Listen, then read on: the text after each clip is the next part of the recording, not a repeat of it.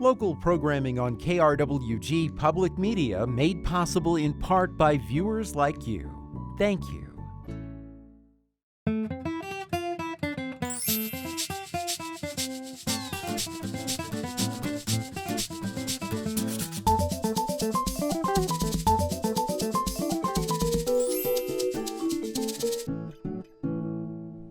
Hello and welcome to Fronteras, a Changing America. I'm Anthony Moreno.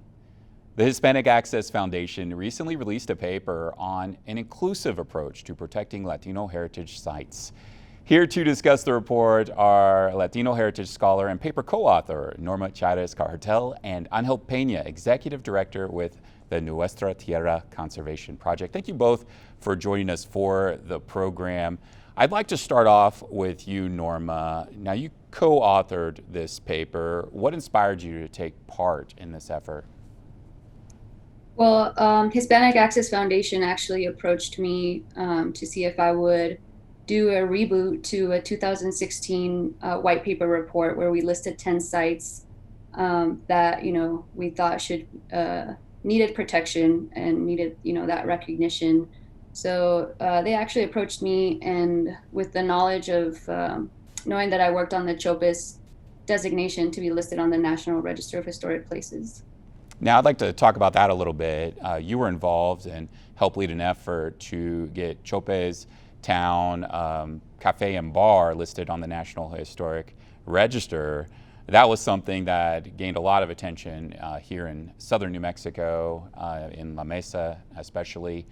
Can you share with us your experience with that and how that impacted your work? Honestly, I had no idea what I was doing whenever I first started the report. I started it in a classroom with Dr. Beth O'Leary, who became a good mentor of mine in this historic preservation work. And I was just like, hey, I want to continue with this report. Not really knowing what to do at the beginning. She had more experience with it, but she kind of led me through it. The whole process, even after I got designated on the National Register, I still now that I look back on it, I was very clueless as to what it takes to be listed and how important it was as a Latino place. And now that, it's been years since it's been listed, I kind of understand why I did it personally. It's associated with the Bracero program, but it was like a way for me to also establish my roots as an immigrant in this area. It's like my history, even though I'm from Mexico, my history is also here. Now, you mentioned the Bracero program. You have a history with that, a family connection perhaps? Yeah, both of my grandparents were braceros. Okay, wow. And Chopes, obviously, a strong connection there. I want to talk about this paper, and there are several places listed across the country, 3 in our area, and those 3 I'd like to focus on. That is Castner Range in El Paso, Duran Guito in El Paso as well. Many may know that historic neighborhood, and the Gila River in New Mexico and Arizona. Ángel, you lead an organization that works to connect border communities with public lands and historic sites like this. Can you share with us why you feel these places need to be preserved? Yeah, absolutely. Thank you, Anthony, for this opportunity, and Ms. Norma for the amazing work that was put in on the back end. Absolutely, Anthony, these places are, we have an administration, right? We have a Biden-Harris administration now that is attempting to look beyond the charismatic flora and fauna and really attempt to redefine and determine what conservation means. And places like Castner Range, home to a community that has taken on some serious xenophobia over the last 4 years, who has taken on the militarization of the borderland, family separation, and a mass shooting. The protection of Castner Range as a national monument truly allows this administration to acknowledge that conservation can mean more than, again, that charismatic fauna and flora, but really acknowledge the importance of tradition and culture in place. And so we're very excited to be part of the strong initiative that's happening on the ground, and just supporting our champion and Congresswoman Escobar, the first Latina Congresswoman in the state of Texas here on the Frontera. So a great time to be part of the movement, no doubt. Yeah, Representative Escobar has been pretty outspoken about working to get Castner Range preserved as a national monument in the area. Very outspoken on that. But there's also some environmental reasons why some may be looking forward to that preservation, and that's because it's also a watershed for the area, and historically it has some significance as well. Ángel, can you share with us a little bit more about that and the environmental impact of what making Castner Range a national monument or preserving it in some form can make for the area and the impact it can make? Yeah, absolutely.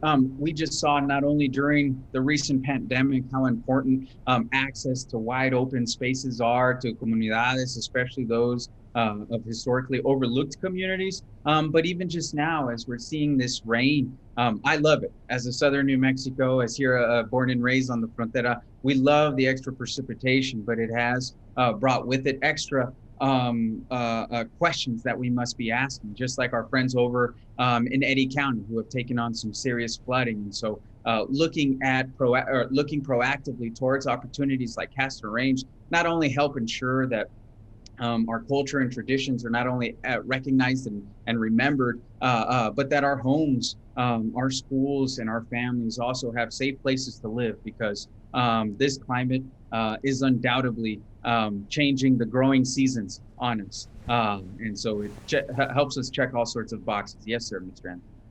Now, it's also a place historically where folks have stopped when they're migrating north and south. Norma, can you share with us a little bit about this history and why preservation of Castner Range in that area can make a difference for the community?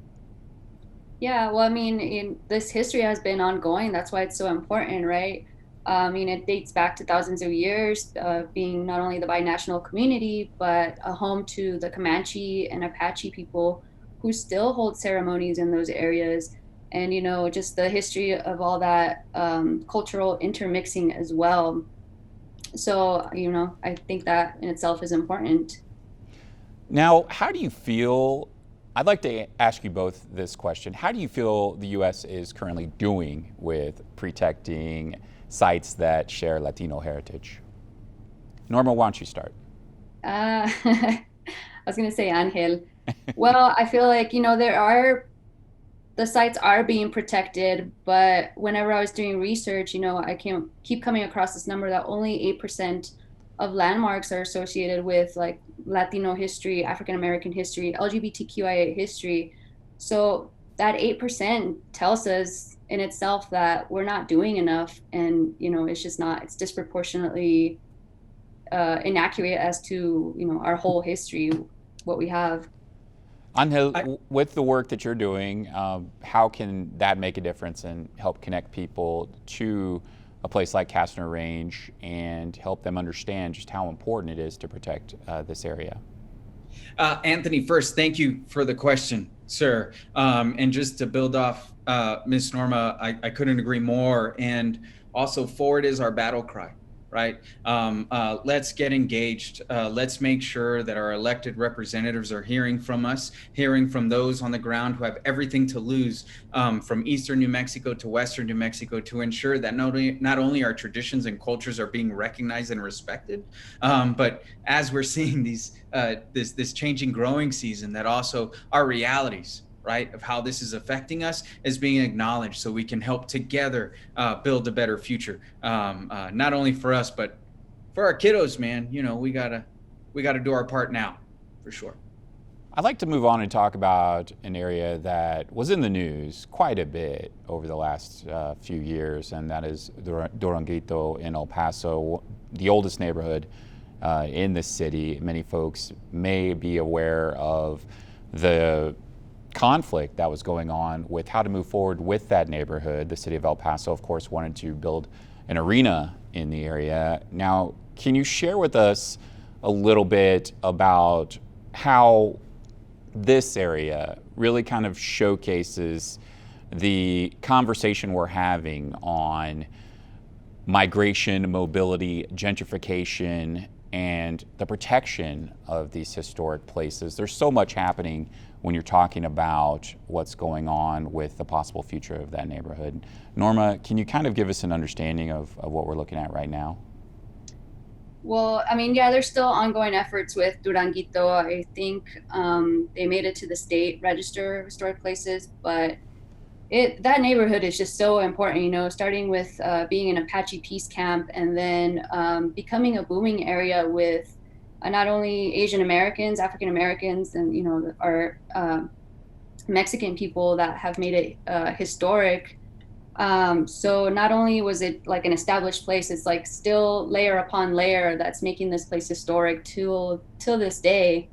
So yeah, migration, mobility, you know, gentrification, which we see often in historic preservation, is all happening in Duran Guito. I think like that's just like an example that should be in textbooks for historic preservation. I mean, there's a lot of people that may be watching this program that don't really know what's happening. I mean, they're just thinking, hey, you know, an arena would be really good for the city of El Paso. It might help generate some revenue and a good tax base, but also losing a place like that historic neighborhood. I mean, what does the community lose if that is not preserved? Well, I mean, in this case, it's, you know, it's people's homes, it's people's cultures and stories and histories that are held not only with like the elderly people that live there, like Doña Toñita, who's, you know, Ángel and I were talking about this earlier. There are people that hold stories and knowledge. So you're basically taking her home away. And but like places like Castner Range and the Gila, you know, just taking all this history away. So it is important to preserve all this. And sorry, I forgot what the question was again. Oh, I kind of like to understand what is potentially lost if this neighborhood is bulldozed and all of a sudden a new arena is built and a bunch of, you know, chain restaurants or shops or coffee shops that folks may be familiar with are in the area, hotels, and yeah, it might generate a lot of revenue for the city, understandably. But also there is something that is lost when we talk about our history here in the area, when we lose neighborhoods like this. So I'd kind of like to hear from you, Ángel, you know, preserving communities like this, what is preserved for the next generation of folks who may already be losing so much of the history and knowledge of our past here in this area?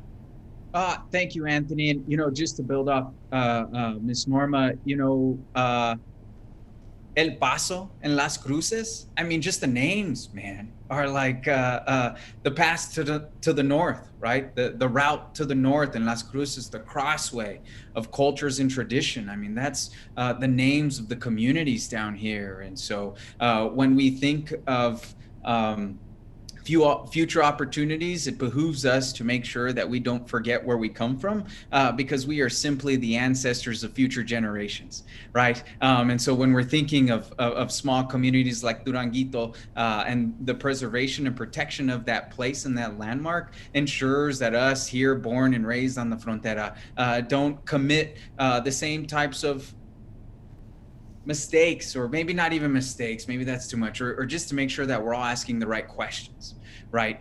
To make sure that we don't find ourselves in these awkward positions that force us to question what we prioritize, whether that it's community or economic development. And here on the Frontera, here on the borderland, here where raza and comunidad kind of is born and raised and comes from, I know in my heart that's all about community, and that's rooted in not forgetting where we come from. So when you ask me the importance of protecting places like Castner Range, the Gila River, or Duran Guito, I mean, that really helps us teach our future generations and keep our trajectory true, you know. Well, let me stop you there, Ángel. What questions should we be asking with this issue on preserving these places? Is what we have to lose, right? There is, for me personally, here at Nuestra Tierra, something that the board of directors and I have been taking on is what is this thin line between economic development and gentrification, right? Especially here on the Frontera, when we're taking on this idea, front tip of the spear, it behooves us to be able to kind of answer that question, Anthony. I don't have an answer for you, man, but I know it's something that we're here at Nuestra Tierra thinking about, because it's affecting us in real ways. Well, It's a affecting lot of conversations people, like ours. Angel, a lot of people might be thinking about jobs and thinking about an income. So what I'd like to hear a little bit more on what needs to be included in that conversation when those things are being brought up to policymakers who make these decisions. Absolutely, man. And I only have one answer, and that's just to point us towards the Organ Mount Desert Peaks National Monument, just to remind us and this community of the economic development and opportunity that has come with the designation of this national monument, right? And so how do we leverage lessons learned? How do we repackage this and make sure that it prioritizes our communities and our needs? And down here, that means cultura and preservation of tradition. But, you know, for us, economic development and preservation of our history and our culture are not exclusive, right? We've proven that we know how to solve this problem. And so it's just something we got to keep diving into, but exciting that we have the opportunity to do so. Norma, you want to add to that? Yeah, I just want to include that in the report. We included recommendations on how to, preserve places, because when people think of an arena, they're thinking of money and income for the community. But that's something we need to rethink in historic preservation. And whenever we designate something, is how can we protect these places by also providing like economic revenue, right? So I mean that's like a big question to ask, but this is why the historic preservation nomination process needs to be rethought out and restructured. Yeah, I mean, this process, I was just looking through it a little bit on what you had listed in the report, and it's confusing. I mean, there's a lot of things that you have to go through in order to meet the certain qualifications. You've been through this process already when you helped lead the effort to get Chopes on the National Register. I mean, what are some things that need to be revamped with this process? I mean, you just stated it. A lot of states have it where you have to go through the county or the city first before it even gets listed on the state. So the process is that you have to go through all these hoops, this all bureaucratic system to even make it to the National Register. So we need to rethink that process and make it more streamlined. We also need to, there might be like a new criteria we think about, or even think about places that the community does not want the federal government to preserve, right? But we need to provide resources for them to preserve those places.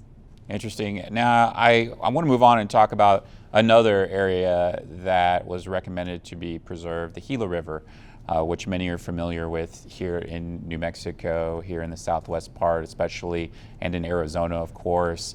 Why do you both feel that this needs to be preserved, and what sort of actions do you feel need to be taken place? Ángel, I'll start with you.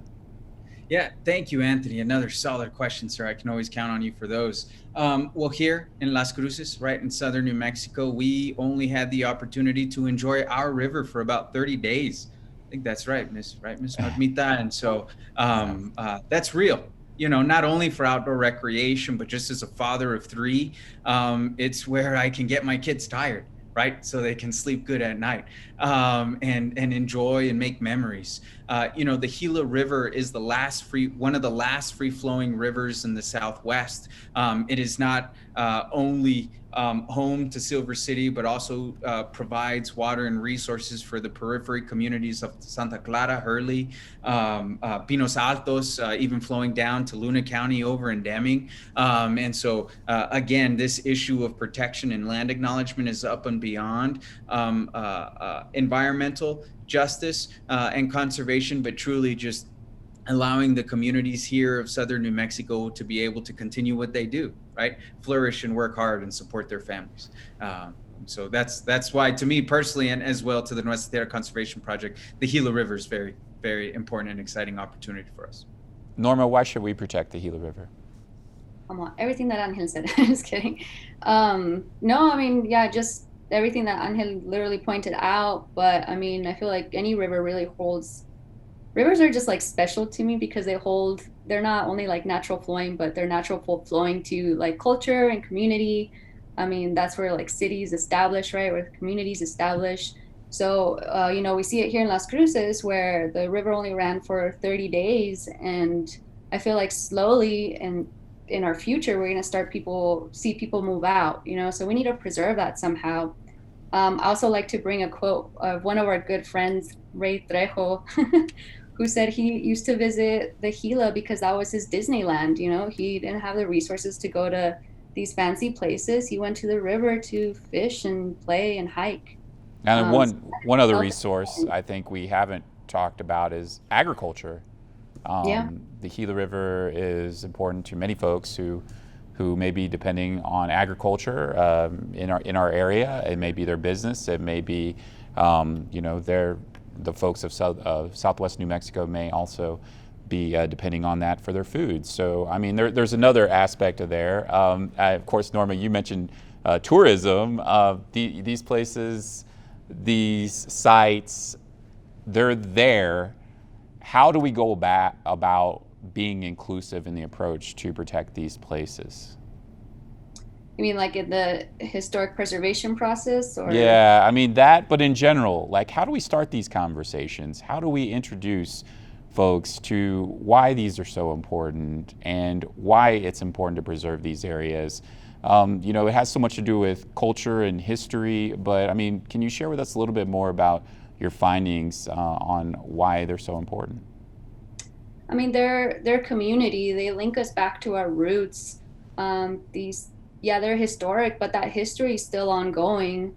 So, I think it's important to keep preserving it. There are also places where we interact, fish, hike, Duran Guito. There's buildings that they're tangible, but they hold these stories that only certain people have. And I think it's just important to preserve it and keep that ongoing, just for the good of our humanity.